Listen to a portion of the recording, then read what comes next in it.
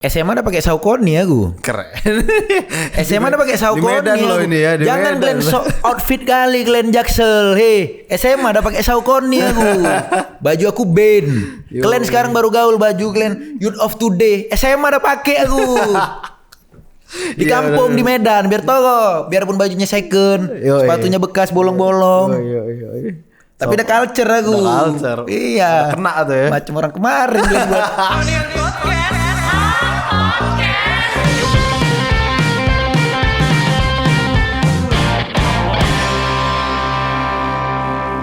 Kembali lagi di Friend Podcast. Kalian sudah lihat di depan saya ada siapa? Ada Bass Boy. Yoi. The one and only Bass Boy. Halo men. Dari Medan ke Paris. Ngeri kali bang. Yang pertama kali. Ngeri kali. Ngeri kali bang tau. Soalnya aku lihat kau dari pagi udah ada kegiatan. Siang kadang-kadang ngurus motor, ngurus sepatu. Sore kadang-kadang nge-host lagi di sana. Malam manggung. Tidurnya kapan? Gimana? Tidurnya sebelum jam 12 lah yang pasti. Kalau aku nggak bisa begadang. Jadi ini buat penonton ya kan. Keren. Kenapa kita ngomong kayak gini? Supaya orang Medan dia. Aku jadi, orang Medan. Udah aku nggak ada lo gue. Iya. Gak perlu aku lo gue. Tetap laku aku di Jakarta. Keren. Biar tahu kau. Biar tahu kau. Aku juga yang ke Paris, bukan kau. Ngeri. Lanjut. Iya bang. Dia loh yang ngasih tahu malah lupa. lanjut. Pertanyaan awal tuh kapan kau istirahatnya? Itulah kita mulai. Istirahat itu curi-curi jadinya. Curi-curi. Misal aku pagi bangun, jam 5:30, berangkat ke radio. Pulang dari radio jam 10. Yeah. Itu kan biasa jam 11 sampai jam 1 tuh agak kosong tuh.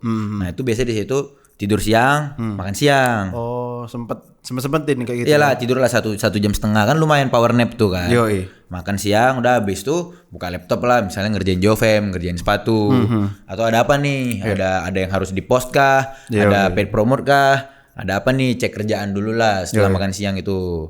Ntar kalau sore belum ada misalnya ada appointment, ada meeting atau apa sore bisa aku pakai nge-gym lah jam 4 jam 5. Itu namanya bukan paten itu. Apa tuh? Itu namanya akal-akalan si miskin. Paten lah. Time management bang itu.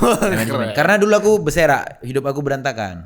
Gak kayak gitu aku sama sekali. Iya. Dulu aku nge-treat, maksudnya yang kulakukan ini musik ini sebagai ya inilah seni. Yoi. I'ma have it my way. Iya. Ya nggak bisa lah, aku harus disiplin lah akhirnya. Ego musisi, ego seniman ya. Iya, nggak bisa. Ini kan akhirnya nggak cuma cerita seni, ini kan udah bisnis. Yang jadi pemicunya untuk mulai teratur gitu hidupnya apa tuh? Miskin. Jangan gitu loh bang, Iya, anjing lah. Ya, betul lah. Miskin 2020 panggungan aku karena aku 2019 mulai manggung lah belum di mana-mana kali lah ya. Maksudnya baru mulai pun itu pun yang kecil-kecil bayaran mbak seberapa cuman adalah buat hidup. Kadang kalau lagi dapat sama brand apa di 2019 tuh dapat dia agak besar dia sedikit. Cuman 2019 itu masuk segitu keluarnya segitu. Gak sempat ditabung tuh ya. Sempat ditabung. Jadi hidup aku di Januari dibiayain sama uang masuk yang ada di Januari. Anjay. Februari dibiayain sama panggung di bulan Februari. Dan 2019 kan aku belum ada income yang lain selain manggung. Ya? Jadi waktu 2020 tuh masuk. Jadi kan 2019 ini kan aku ke LA sama Converse juga. Iya. Ke Los Angeles aku. Jadi aku pikir 2019 itu ini 2020 inilah dia nih berarti ini. It's my year gitu.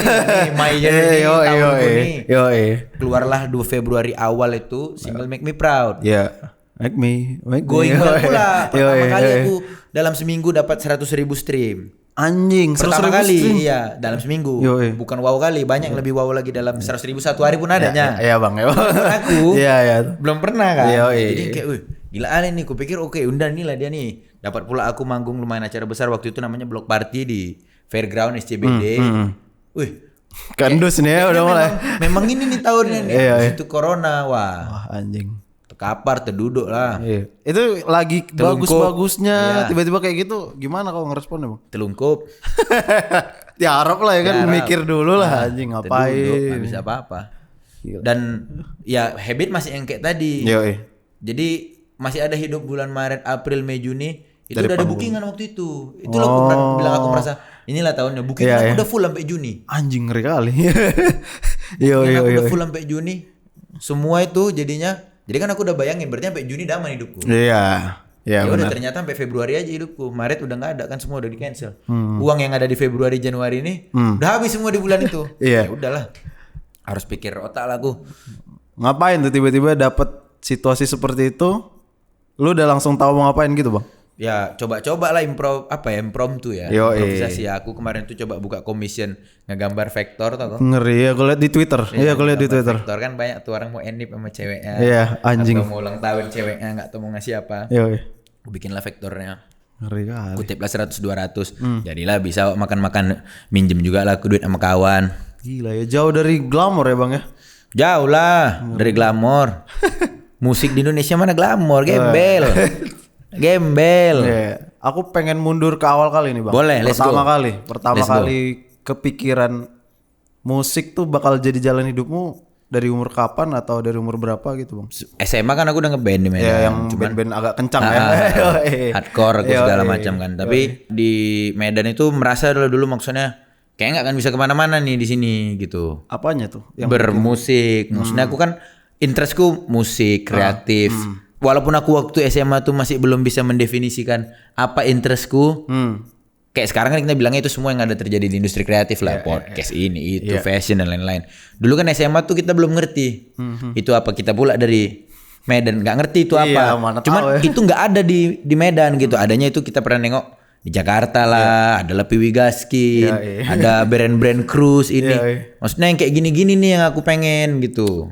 Udah ada kesadaran itu. Ada rasa itu. Jadi aku mikir terlepas nanti aku bisa atau enggak, kalau aku pengen di situ berarti aku nggak bisa di sini. Karena nggak akan terbuka aku ke peluang. Maksudnya bisa aja, bukan berarti nggak bisa. Cuman probabilitasnya kan kecil, tidak lebih besar daripada kalau kita di sana. Akhirnya aku memikirkan berarti aku kuliahnya ini jalan keluarku. Kuliah. Aku kuliah harus keluar. Unpad tuh. Masuklah aku ke Unpad. Alhamdulillahnya lulus komunikasi. Aku manajemen komunikasi, marketing komunikasi jatuhnya.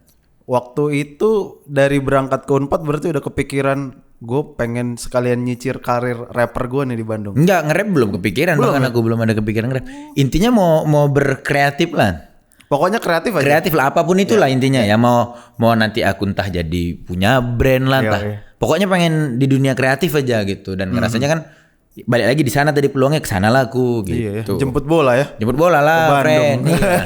Terus setelah lulus keluarlah Fresh Graduate keluar 2019. Itu sudah ini bang, sudah kegambar ini jalur gua di sini nih atau belum? Atau emang bikin aja waktu itu? Bikin aja ya, terutama Fresh Graduate itu jadinya kan EP yang 5 lagu, tapi dikeluarinnya nggak sekali 5 sebetulnya. Jadi 3 udah keluar duluan itu. Kayak single, EP gitulah. Nah, jadi waktu yang single di awal ini belum ada intention buat aku harus hidup dari sini. Tapi yang pasti aku nggak mau berhenti melakukan ini tuh udah ada. Ngeri ya, udah tahu ya. Aku nyaman gitu. Aku nyaman. Aku manggung.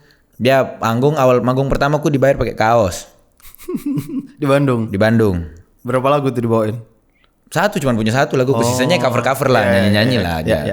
Itulah karaokean hitungannya kan. Lagu pribadi cuma 1 dibawa gitu. Itu manggung pertama sama Ariel Nayaka.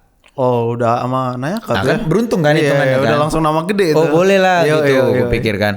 Dan berarti kayak di situ aku ngerasa kayaknya ada rezekiku kurasa di sini. Cuman feeling aja ya. Nggak ada lah. Siap.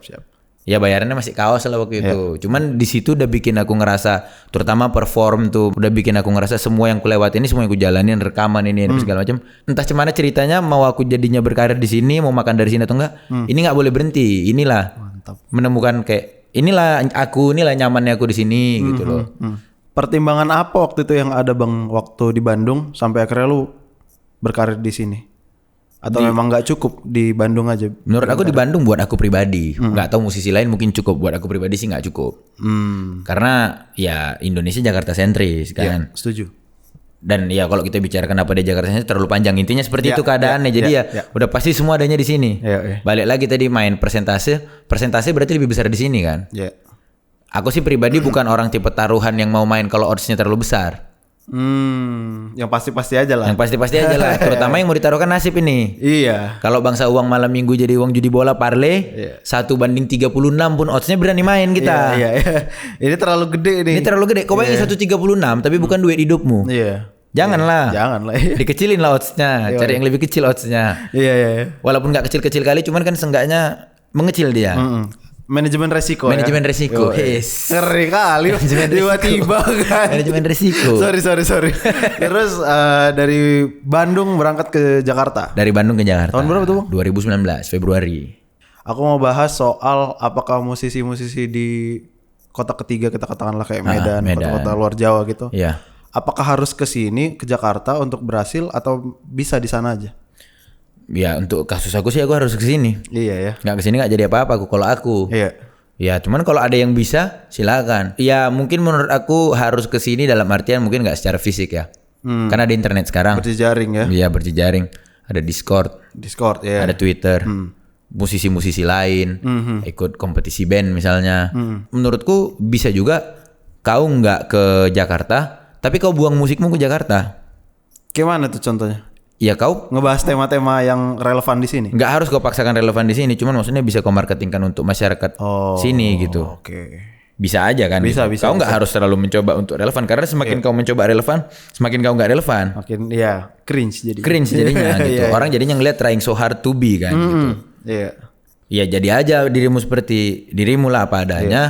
Tapi waktu lagunya jadi, lemparlah ke Jakarta, press release ke media Jakarta.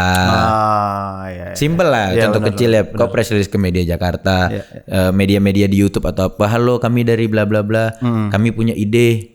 Jangan berharap kau diundang konten. Iya. Kalau kau memang misalnya kepikiran ada konten bagus dari lagumu misalnya tentang jambu.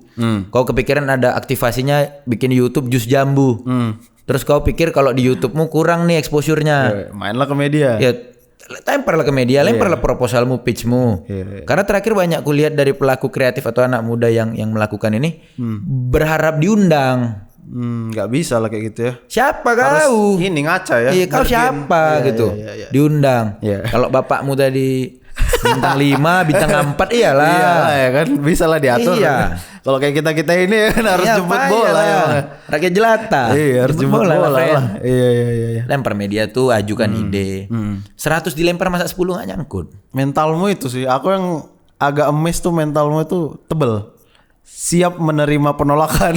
Kayak kau ini Bang kuliah. Enggak, sebetulnya di satu sisi juga mungkin bahasa Medannya degil. Degil ya. Bandal. Iya, bandal. Gigih kalau bahasa sininya. Bahasa sini gigih, kalau kita bandal. Degil. Aku nggak punya plan B. Ini udah full nih di sini. Di musik ini. Inilah dia nih. Mati lah. Nggak ada plan B ku. Dia di kreatif inilah maksudku. Nggak ada plan B ku. Ya sekarang sih ada, maksudnya ada radio, ada ini, ada itu. Sekarang udah ketahuan nih jalannya. Manajemen resikonya lebih oke sekarang. Siap. Cuman maksudnya awal mulai ini ya betulan pure.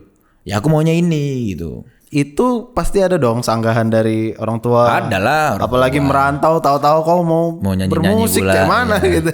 Mau nyanyi pula. Kayak mana itu ininya Bang? Persuasifnya. Nggak bisa kok persuasif. Jadi doa aja gitu. Orang tua terutama kayak kita yang dari daerah, dari Medan, dari Jawa, dari Papua, dari Kalimantan. Biasanya yang sering menghadapin mau berkarir di dunia kreatif ini kan yang menghadapi benturan dari orang tua kan orang daerah. Banyak ya. Orang Jakarta ini kan udah jarang. Mereka emang orang sini. Iya. Maksudnya udah canggih-canggih. Orang tua mama bapaknya pun kerja kayak gini. Paham juga kan? Enggak pun mama bapaknya kerja kayak gini, tetangganya kayak gini. Iya. Jadi mama bapaknya pun punya referensi. Oh ternyata orang kerja kayak gitu hidup. Kalau kita kan nggak punya. Mama bapak kita. Nggak ngerti mereka. Takut lah. Iya. Maksudnya ya akhirnya kok nggak bisa apa-apa selain ngasih pembuktian lah. Caranya? Kalau misalnya belum sukses kayak mana tuh? Belum sukses juga nih. Cuman orang tua kayak mana kau udah sekian tahun nggak menghasilkan nih gitu. Tahan lah tutup kuping. Kayak mana lagi mau dibuat? Iya. Cuman maksud aku balik lagi ya, adalah hitungan pribadi juga. Kayak 10 tahun kau buat ini, 10 tahun kau ngutang sama kawanmu, berarti kan buatlah yang lain. Gantilah planmu ya. Jangan kau pun jangan bodoh gitu loh maksudnya ya kan. Bener. Kita pun jangan lepau kali gitu. Karena kan terkadang pengen itu berubah jadi ego. Akhirnya di saat secara logika logistiknya itu nggak masuk ini. Hitung-hitungannya ancur. Logistik udah nggak masuk ini. Logistiknya aja udah nggak masuk. Terkadang dipaksain karena ego. Terus dicarilah pembenaran kenapa logistik nggak masuk. Dibilang lah ini lifestyle. Mana ada lifestyle logistik nggak masuk? Iya, mana lifestyle logistik nggak masuk? Menurutku pokoknya logistik nomor 1, baru yang lain. Logistik nomor 1 lah dulu. Iya kan? Logistik nggak jalan, logika tak berputar. Kalau aku waktu itu kan caraku meyakinkan orang tua aku tuh proses-proses kecilnya dikabarin terus. Selalu. Jadi ada, misalnya ada progres. Iya, jadi misalnya aku freelance nih gope 6 bulan kemudian 1 juta. Kemudian 500 juta 500. Nah, itu dikabarin terus. Boleh dicontoh nih berarti. Iya, kalau kalian gitu. Seenggaknya dia ngeliat ada jenjang gitu. Iya, benar. Oke, lanjut karena tadi ngomongin Medan kita ya kan. Sebagai rapper yang dari daerah itu agak susah nggak Bang menembus batas-batas di daerah Jakarta Selatan? Oh lumayan. Ini seru nih. Ini kita bahas Apa nih? Sebetulnya pertama memang harus kita akuin kultur Jaksel tuh snobis. Snob ya. Snob. Ngaps nih. Aku lebih tahu daripada kau. Si paling punya akses ya Bang. Aku dengar band yang didengar sama hantu, bukan orang lagi udah. Nggak mau dengar lagu populer, dengarnya lagu-lagu yang udah meninggal. Benar. Ya kan, lagu-lagu yang diciptakan dalam gua, makin aneh lagunya, makin tinggi lah leher. Oh iya pula. Aku lah. Referensi budaya popku. Referensi budaya pop.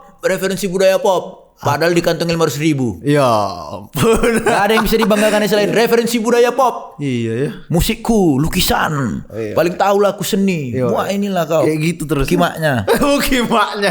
Udah mulai kata.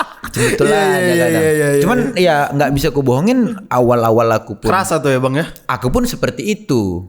Melihat kawan-kawanku di Medan, aku merasa aku adalah orang yang lebih baik hanya karena pakaianku lebih nyampe culture itu lebih cocok culture.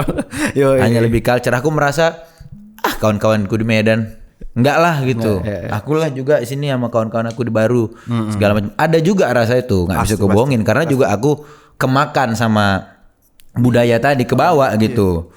Dan sempat lama aku hanyut di pandangan di budaya seperti itu, memandang orang lain rendah yang tidak mendengarkan A, yang tidak mendengarkan B. Tidak mendengar. Itu kan budaya Jaksel banget ya gitu.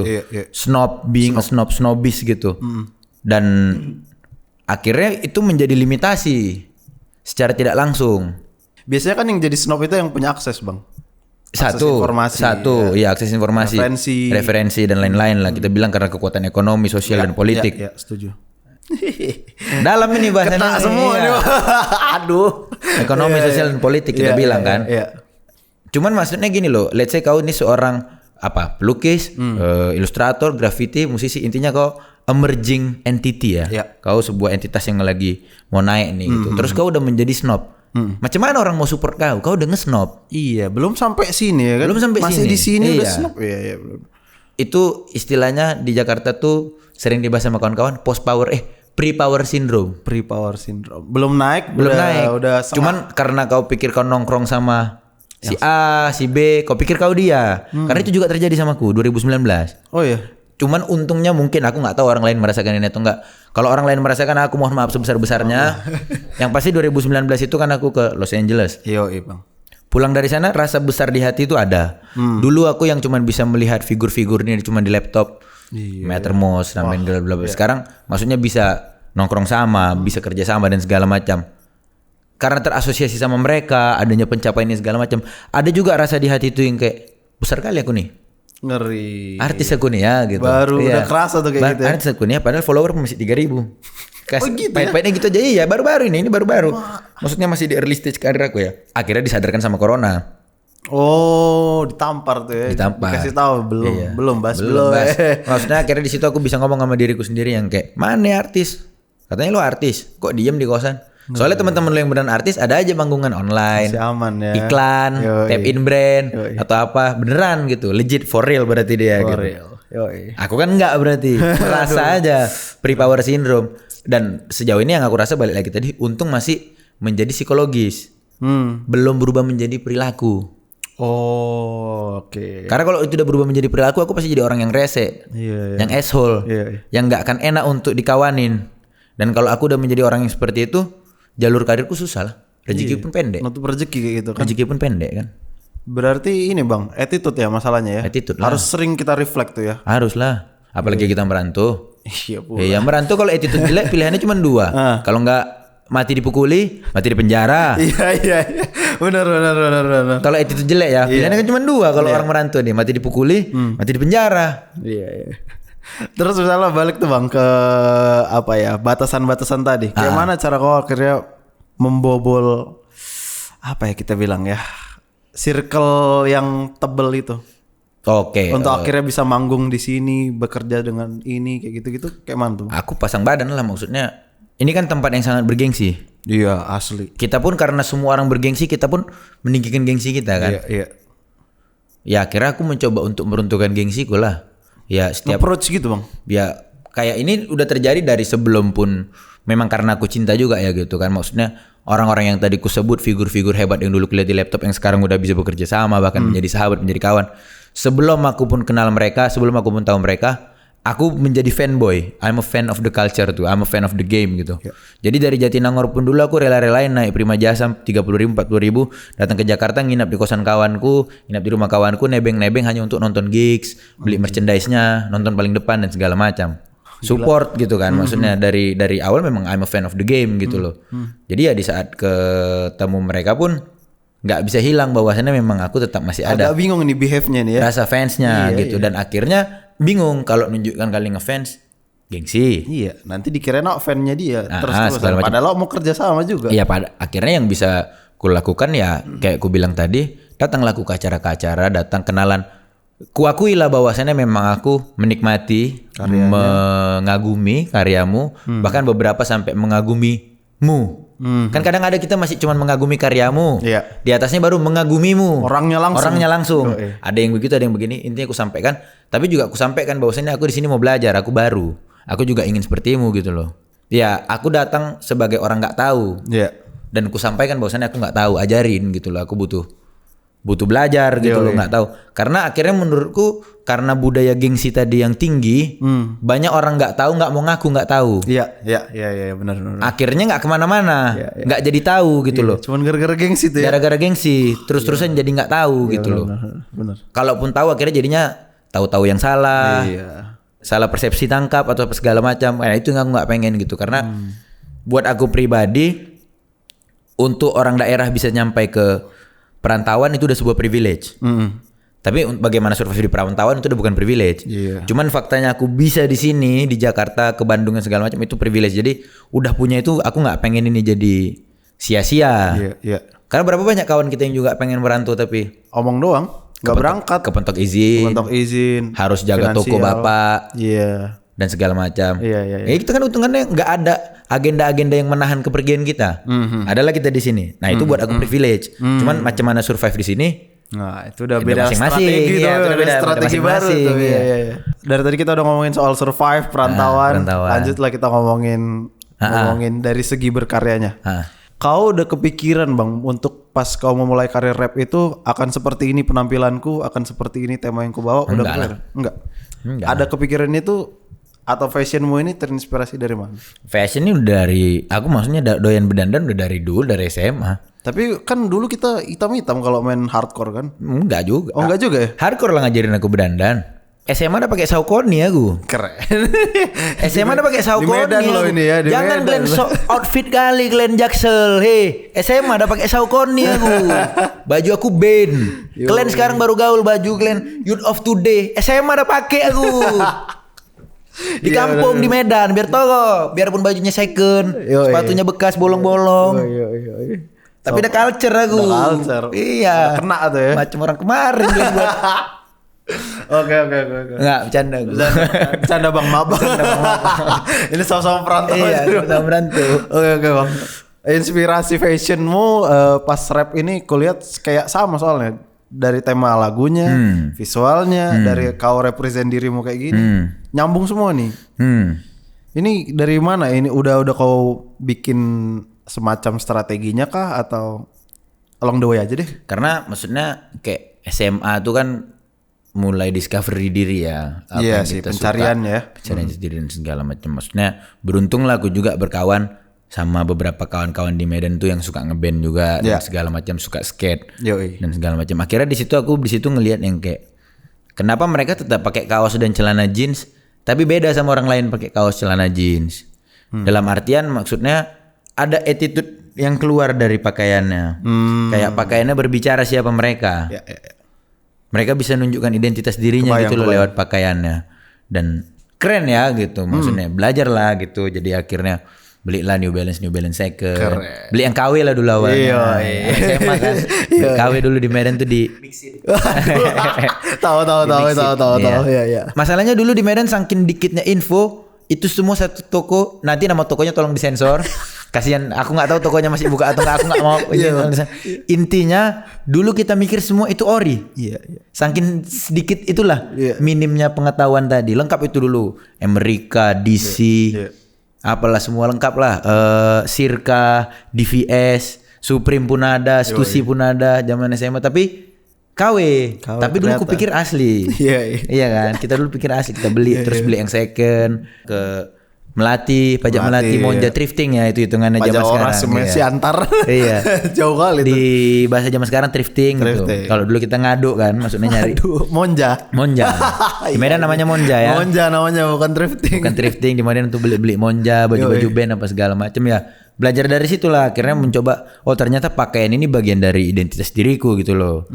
Aku mengekspresikan diriku melewat pakaian ini. Terjun aku bermusik, nge-rap dan segala macam. Ya semakin luas juga lah kebetulan referensi pakaian tadi. Karena mulai banyak lah, bacalah Hypebeast, bacalah High Snobiety, mulai dari majalah yang lebih gede, mulai baca yang lebih niche lagi, Dazed and Confused, apalah tahap apalah, tipu-tipu bule itu lagu. Iya benar. Mulai, maksudnya aku juga sempat juga soalnya di fase yang makanku kuirit-irit demi beli baju Supreme. Iya, beli Stussy. Dulu aku rasanya nggak pede keluar tuh nggak pakai branded Supreme, Stussy, Diamond Supply, Half. Nggak pede aku, nggak pede. Belum nge-rap padahal ini. Belum malah. Ya? Aku belajar dandan dulu. Baru nge-rap. Oke. Dari situ udah mulai kepikiran juga tuh rasa-rasanya kayaknya aku bisa juga lah main ranah fashion ini, atau belum? Kalau setelah itu kan kau mulai Converse, mulai lagi. Converse aku malah dari followerku masih 1000. Belakangan ya? Dari followerku masih 1000 aku udah sama Converse kan. Mau bahas Converse sedikit itu kayak mana cara akhirnya kau bisa jadi all star-nya itu, Bang? Telepon. Out of nowhere mereka telepon kau. Iya. Pertimbangannya apa kau tahu nggak? Nggak tahu, nggak mau nanya juga aku. Anjay. Ngapain juga ditanya? Kau ada di sini. Ya tinggal kasih yang terbaik aja lah. Intinya berarti dia ada yang dilihatnya dari kau. Iya, cuman kan pengen tahu nggak, Bang? Ya entahlah. Gitu. Maksudnya, kebayang kan? Entahlah, biarin aja. Yeah. Intinya ya sekarang tugasmu adalah tunjukkan ke mereka bahwasanya mereka nggak salah pilih kan. Iya, setuju. Mungkin mereka ngelihat selama ini dia suka karena gayamu A. Ternyata kau nggak nyadar itu, tapi kau tunjukkan terus. Bakat B-mu. Ya ternyata kan enggak menutup kemungkinan mereka jadi suka kau ternyata aku pikir A kali dia. Iya. Rupanya B juga oke. Jadi dia suka kamu. Pokoknya intinya aku begitu di dalam ya all out lah aku. Sekarang berarti kan kau punya jalur ke Converse. Yang orang lain enggak punya. Iya, kau manfaatkan lah. Mau ada rilisan kabarilah. Orang itu. Kayak ini Converse ya, Bang. Ini Golf Love yang terbaru nih. Wah, anjing. GLF 2.0. Bahkan belum keluar di Indonesia. Anjing. Kemarin kan bunga-bunga ya, ini udah. Iya, udah nggak ada bunganya, ini 2.0. Dan kalau yang kemarin kan si Golf Love Lure-nya base-nya masih sepatu yang klasik One Star. Iya, One Star itu. Sekarang dia udah siluet sendiri. Oh, ini siluet sendiri ya? Siluet sendiri, GLF 2.0. Ini yang kau ikut photoshoot itu, Bang? Enggak, beda. Yang lagi photoshoot itu untuk winter ya. Winter produk holiday campaign-nya Converse. Siap. Karena sudah kita singgung Converse, marilah kita bahas. Let's go. Yang gede-gedenya. Let's go. Kemarin dari Medan ketemu Tyler. Itu ketemu Tyler di Paris. Iya, gila. Itu kalau itu lu tahu ininya, Bang, reasonnya kenapa lu berangkat? Nggak tahu sih, cuman yang pasti ini udah ketiga kalinya aku berangkat sama Converse kan. Pertama Kuala Lumpur, LA, ini Paris. Ngeri. Aku nggak tahu kenapa. Intinya mereka milih aku. Sempatlah aku tanya, aku singgung sedikit. Intinya kata mereka karena ya mereka milih yang maksudnya it's not fair to not pick you. You work very hard gitu loh every day gitu. Dipantau ya berarti ya mereka ya. Iya, ternyata dipantau kan. Iya. Maksudku ya jadi ya kayak gue bilang tadi, aku sekarang udah punya akses ke Converse. Ya jangan disia-siakan gitu loh. Enggak pun aku mengabarin mereka, seenggaknya dengan mereka melihat aku kerja keras kan, melihat aku bikin ini itu nggak berhenti bergelagat terus kan. Mereka pun pasti ngelihatnya kayak boleh juga ini manusia ini. Misalnya gitu. Masa tunggu dibilang, kami mau ngelihat kalian ya baru sok-sok sibuk. Itu kan nggak mungkin. Beda attitude tuh ya. Beda attitude. Nggak mungkin. Anjir lah, langsung lah dia ke Paris tuh ya. Berangkat lah. Berapa hari, Bang? 1 minggu. 1 minggu. 1 minggu aku penuh di sana. momen paling gedenya ketemu Tyler lah ya. Ketemu Tyler sama photoshoot untuk campaign Converse ini. Karena campaign internasional kan. Tapi kau memang dengerin Tyler lah dari dulu kan? Dengerin. Tapi aku gak dengerin semua lagu dia loh. Jujur aja aku. Dari Golf aku dengerin. Awal tuh yang Goblin dengerin. Terus Wolf dengerin. Yang See You Again itu? Cherry Bomb dengerin. Flower Boy dengerin. Tapi maksudnya gak semua lagunya aku hafal. Gak semua bukan yang kayak fans gila kali. Karena akhirnya aku menjelaskan, aku tuh ngefans sama Tyler tuh bukan everything he does, tapi how he does everything. Beda tuh ya. Beda ya. Bukan yang dia lakukan, tapi cara dia melakukan.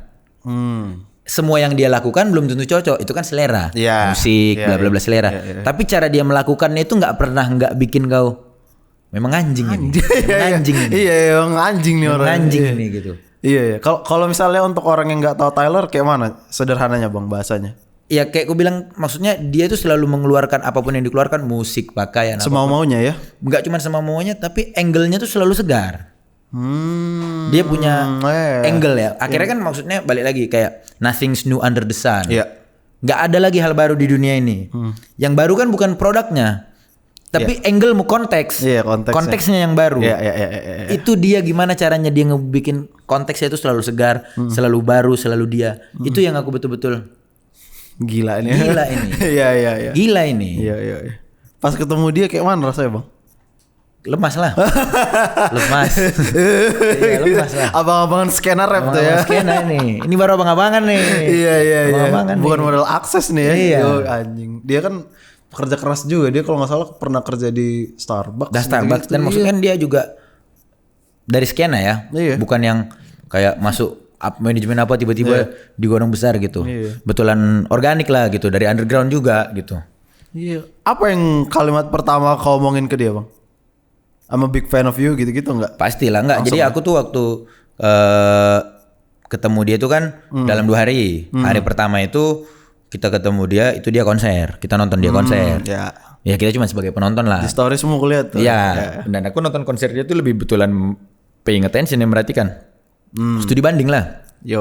Belajar nih ya. Belajar lah. Studi internasional dia. Iyalah kayak mana dia interaksi sama penontonnya. Buat maksudnya kalau aku nyampe sana cuman jingkrak-jingkrak hura-hura, nggak aku perhatikan baik-baik, bodoh lah. Nggak tiap hari, nggak tiap dia konser kita punya kesempatan nonton, iya kan? Apa yang kau perhatiin dari cara dia manggung bedanya dengan kau yang belum kau terapkan gitu? Banyak lah friend. Masih banyak ya? Interaksi dia ke penontonnya beda. Cara dia panggungnya aja ada gunung. Iya. Tiba-tiba ada kapal, sering juga tuh. Panggungnya aja ngeset. Iya benar. Dan dia itu lagi world tour, Europe tour. Di setiap kota dia datangin panggungnya kayak gitu. Berarti tiap kota dia produksian kayak gitu kan? Iya. Itu kan dedikasi yang gila gitu loh. Iya. Biarpun kita bilang lah dia punya modalnya. Dan aku yakin modelan kayak dia nggak ada pun modalnya, panggung itu tetap kreatif. Cuman dengan skala yang terbatas karena terbatas modal gitu. Iya. Kan luar biasa itu gitu. Banyak penyanyi yang lebih terkenal dari dia nggak bangun gunung di panggung. Iya benar. Padahal punya modal yang lebih gitu. Tapi panggungnya tetap polos aja, panggung dari produksian, dari vendor gitu. Paling main visual. Iya. Ini visualnya kawin sama setnya. Iya. Tapi ada momennya kau langsung interaksi langsung. Ada, karena kan beres dia seminar itu kita dikasih kesempatan masing-masing nyamperin dia, ngobrol, foto dan ngobrol sendiri-sendiri, Bang. Iya. Ngomong apa kau sama dia? Aku anjing kau. Enggak lah. Aku ambil di tas aku album aku yang buku kan, album aku buku foto. Aku bawa 2. Jadi 1 ku kasih buat dia, 1 ditanda tangan buat aku. Yang tanda tangan yang itu. Iya, kayak main-main. Iya, suka-suka dia lah. Main itu ya. Jadi di situ langsung gue bilang sama dia, I got this thing for you, it's my album. I really want to give this to you because you need to know that this is an offspring of your existence. Kayak kalau nggak ada kau, nggak ada nih. Nggak ada ini gitu. Biar tahu bahwasannya eksistensimu di dunia ini sepowerful itu. Kau nggak pernah ngajarin aku apa-apa, tapi belajar banyak aku dari kau dengan kau hadir aja di dunia ini. Ini jadi album, jadi rezeki buat aku gitu loh. Aku kasih sama dia biar kayak paying respect lah gue sama dia gitu. Kalau nggak ada dia nggak ada ini gitu loh soalnya gitu loh. Nggak dapat aku ilmu-ilmu yang selama ini aku temukan bla bla bla bla. Banyak aku belajar dari dia, bahkan dia nggak ngajarin gitu loh. Itulah aku kasih sama dia. Terus dia responnya dia langsung Thank you so much.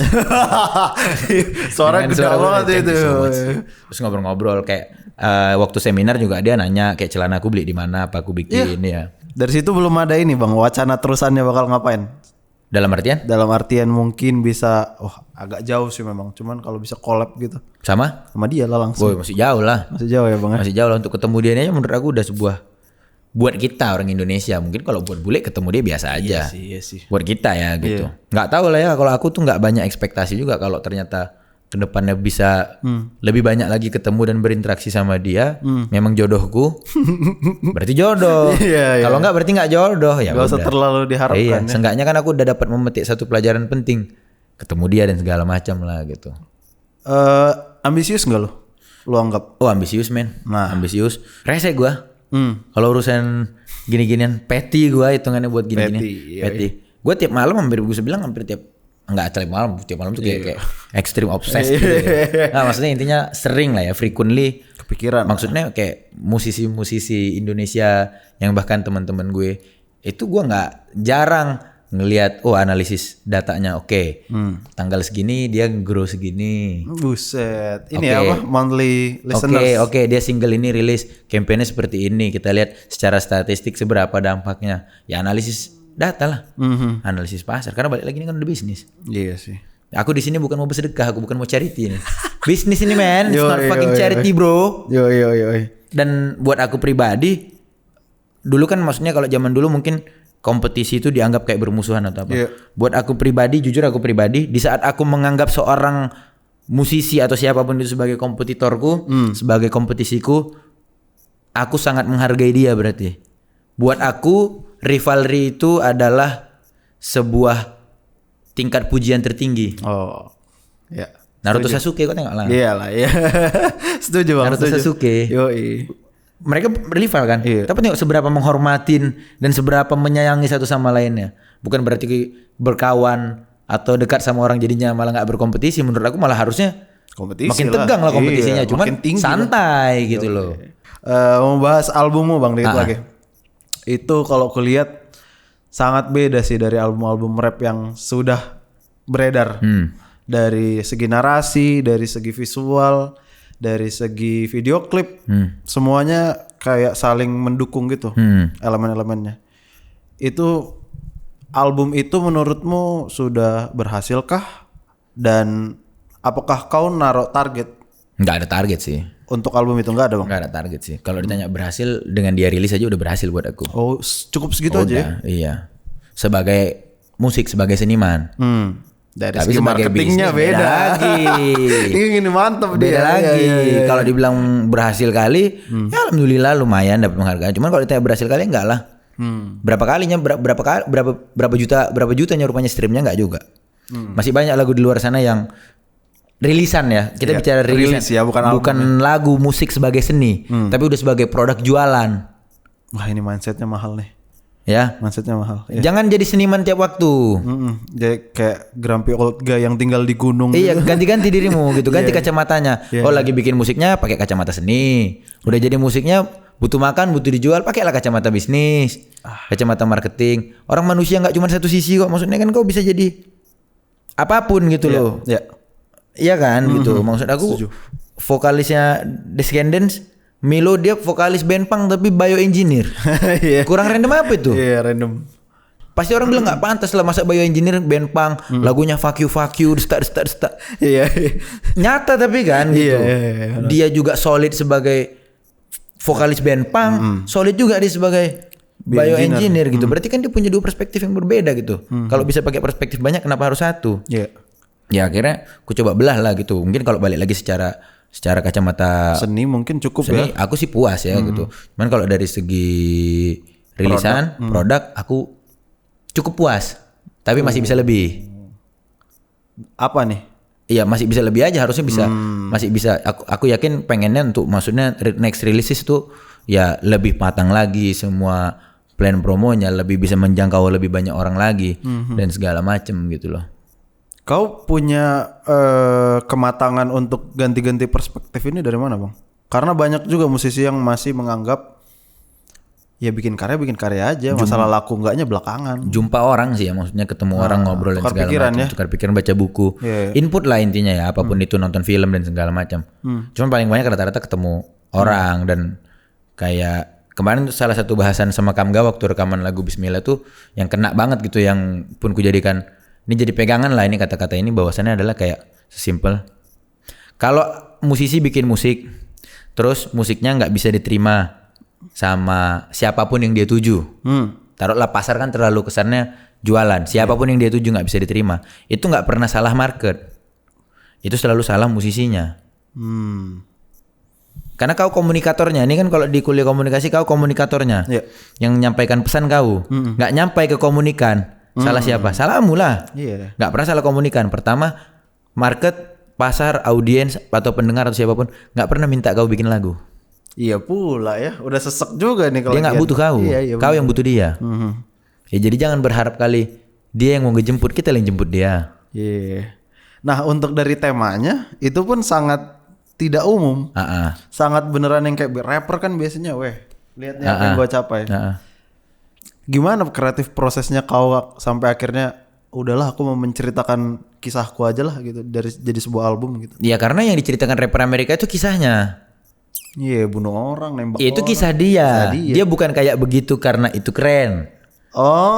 Beda nih organik enggaknya nih. Iya beda, dia hidupnya kayak gitu di sana gitu. Bener. Ya kau kalau mau lihat kehidupan yang kayak di lagu rap tapi dalam wujud musik, dengarkanlah musik dangdut. Kok gitu? Liriknya apa? Narkoba. Oh iya, perempuan. Iya pula. Dari mana musiknya? Dari ghetto, dari gang. Dari ghetto. Kelakuannya bacok-bacokan, dor. Yo. Bener kayak hip hop di sini anak ekonomi menengah ke atas, ngerti bahasa Inggris, disekolahkan sama mamanya. Kapan dia megang pistol? Enggak relate nih. Enggak relate kalau gini ya. Nongkrong di gang pun enggak.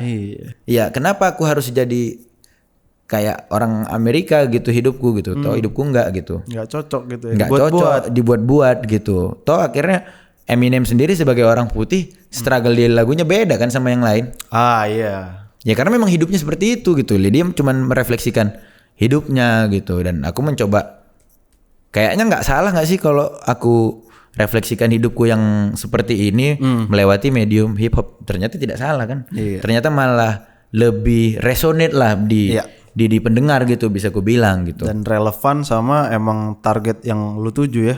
Iya, iyalah bisa dibilang akhirnya, gitu kan. Akhirnya gitu. Walaupun tidak ditetapkan gitu. Ya secara seni sih aku sih menciptakan album itu nggak untuk siapa-siapa, untuk diriku sendiri gitu. Setiap aku bikin seni, musik terutama ya. Aku kan yang paling sensitif, maksudnya yang paling personal kali selalu sama musik gitu. Musik itu nggak pernah aku bikin buat siapapun selain diriku. Musik itu bikin buat diri sendiri. Gitu. Tapi ya ternyata baru ku sadari bahwasannya aku kan juga kau. Kayak mana tuh Bang? Kan sering, maksudnya ini salah satu yang kayak kutemukan ya, kayak yang kayak kau lagi diam terus tiba-tiba kayak anjing ya juga ya, gitu loh. Yang kayak kau menemukan filosofi nggak jelas gitu. Jadi pemicunya. Jadi pemicu nggak. Salah satu yang kutemukan dari bikin album ini adalah kenapa orang suka lagu ini, kenapa orang suka lagu ini, orang senang, orang nyanyi, kan nggak kuciptakan buat dia, kuciptakan buat aku. Ada kan selalu dilema seniman. Jadi aku ini berkarya buat siapa? Buat aku atau buat masyarakat? Buat aku kah? Buat masyarakat kah? Ternyata jawabannya adalah berkarya aja buat dirimu. Kan kau masyarakat. Oh iya ya. Full circle tuh jadi. Iya dong. Kecuali kau merasa lebih tinggi atau lebih rendah dari masyarakat. Masyarakat nggak connect sama kau. Karena sering akhirnya penyakitnya seniman itu mengasingkan dirinya dari masyarakat. Tapi maksudnya ini bukan hal yang jarang terjadi di saat seni. Karena kau bersini kau terlalu larut dalam perasaanmu kan. Kau kadang agak jadinya out of touch sama realitas. Ya, apapun yang relevan di society kau out of touch sama kau ngambang di alammu. Jadi ya gitu, balik lagi. Padahal maksudnya itu kan sangat simpel. Kita masyarakat itu kan bukan suatu fakta yang wow ya. Kayak merasa bodoh aja aku baru menyadari itu sekarang gitu bahkan gitu. Oh iya kan aku masyarakat gitu. Ngapain harus lebih tinggi atau lebih rendah? Memang masyarakat juga nya. Yang merasakan kayak aku rasakan kan nggak cuma aku. Iya sih. Nggak sespesial itu aku, beda sendiri. Nggak sespesial itu aku. Keren kali, keren. Thank you man. Iya bang, asli bang, itu yang gua amazed dari lu itu, lu bisa gitu ya tiba-tiba berubah mindset, kadang-kadang jadi seniman, kadang-kadang lu menjadi seorang selebgram, kadang-kadang lu jadi host gitu, pas lu maininnya itu. Jadi semua yang ranah yang lu kuasain atau lu jajah ini ternyata saling mendukung musik lu. Musik juga saling mendukung yang lain. Iya. Gitu ya. Lu mantap kali sih. Ya tuntutan ini juga sih, maksudnya musik sendiri di Indonesia belum bisa jadi sumber pendapatan yang utama ya. Cukup. Mungkin offline gitu. Cuma kan harusnya nggak cuma offline ya, maksudnya harusnya yang sampai kayak royalti dan lain-lain. Itu kan belum jelas. Iya sih. Daripada kita cuma teriak-teriak, kapan jelas. Yeah. Mending sambil ngerjain yang lain gitu. Iya sih. Karena teriak-teriak aja pun nggak membantu kan gitu. Ya udahlah gitu. Ngalah lah, kompromi lah. Keren kali loh bang. Kompromi lah, mau cuman Anjing dibuat. Keren kali sumpah. Mau cuman dibuat. Dari kacamata pendengar tercerahkan, dari kacamata perantau tercerahkan, dari kacamata musisi mungkin ada yang tercerahkan. Thank you man. Semoga lah ya. Amin. Ini mungkin sudah jadi pertanyaan terakhir gue bang. Nanti kalau kita mau nongkrong lagi lanjut aja. Boleh dibawa aja. Boleh. Ini pertanyaan terakhir buat pendengar-pendengar broadcast mungkin. Mungkin ada beberapa orang yang kepikiran untuk mengikuti jalan karir lu nih, untuk menjadi rapper. Apa yang pengen lu encourage ke mereka gitu untuk tetap ngejar passionnya? Kayak maksudnya bukan jadinya yang sotoy atau apa ini ya, maksudnya. Tapi berdasarkan pengalaman. Please don't take it the wrong way ya, maksudnya kayak kemarin di Twitter apa segala macam tuh, maksudnya ada beberapa orang yang kayak gue pengen kayak lu bang gitu. Gue tuh yang lumayan bukan tersinggung, cuman kayak agak bukan kesel, cuman kayak agak tek gitu loh, agak kena. Setiap ada orang gue pengen kayak lu bang gitu. Fuck me man gitu, be more gitu. Oh, masa barometer lu gue doang gitu. Ada Albert Einstein, ada iya. Maksud gue. Iya, jangan cuman lu lah. Jangan gue dong. Lu jadi siapa? Jadi Spiderman kayak gitu ya. Iya. Jangan cuman gue gitu. Kalau gue menjadi salah satu reference lu, oke gitu. Nggak apa-apa. Cuma jangan gue gitu. Ya. Gue juga masih ngekos gitu. Kebayang. Jangan dikecilin gitu loh. Cita-citanya gitu. Mimpi yang nggak masuk akal aja sekalian gitu. Dan kalau lu seneng, menurut gue lakuin aja dulu sih. Iya, jangan terlalu expect terlalu banyak. Ini. Karena kalau lu seneng pasti lu nggak akan banyak pertimbangan sih. Tabrak dulu aja ya. Namanya seneng pasti ngotot nggak sih? Iya lagi. Biasanya ya apapun bidangnya ya. Iya. Susah dilarang lu pasti, percuma gitu. Iya, dan menurut gue itu yang perlu lu discover ya buat siapapun gitu. Lu senengnya apa? Karena semua yang lo lakuin, suka nggak suka, semuanya susah. Anjing iya lagi. Iyalah, kerja kantoran susah, jadi seniman susah. Mana dia nggak susah? Namanya hidup. Gampang mati. Itu pun susah, ditanya nanti sama malaikat. Dikubur. Itu pun susah. Nyusahin orang lagi. Iya, makanya gue sering bilang tuh hidup tuh susah, makanya anak kecil lahir aja nangis gitu. Nangis iya, susah. Kalau hidup seneng lahir ketawa gitu. Susah kan? Ya akhirnya. Iya.